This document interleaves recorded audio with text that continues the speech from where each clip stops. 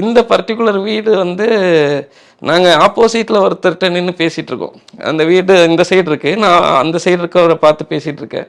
திரும்பினா இந்த வீடு, அந்த தெரு இது. அது ஏதோ இந்த இந்த வீடு தான் நம்மளுக்கான ஒரு வீடுன்னு சொல்லி இயற்கையே சொன்ன மாதிரியான ஒரு விஷயம். நான் திரும்பி பிரமிச்சு பார்த்தேன்.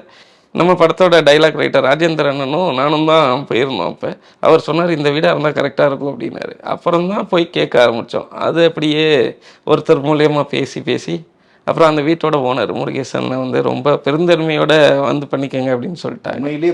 ஸோ அதுக்கப்புறம் கேமராமேன் லொக்கேஷன் பார்க்கலாம் அப்படின்னு சொல்லிட்டு அவர் இங்கே கனம் படத்தில் ரொம்ப பிஸியாக இருந்தாங்க. அப்புறம் திருப்பி நானும் கேமராமேன் எல்லாருமே போனால் ஃபஸ்ட்டு பார்த்தோன்னே அவர் சொல்லிட்டார், இந்த வீடை வச்சுக்கலாம் அப்படின்னு சொல்லிட்டு.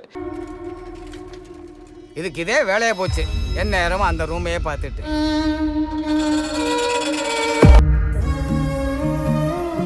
இந்த மழையில தான் நான் உன்னை முதல்ல பார்த்தேன். மழையும் நீயுமா ஒன்னா நடந்து வந்தீங்க. பூச்செடி சலிப்பே இல்லாம மழையை வாங்கிக்கோல, அது மாதிரி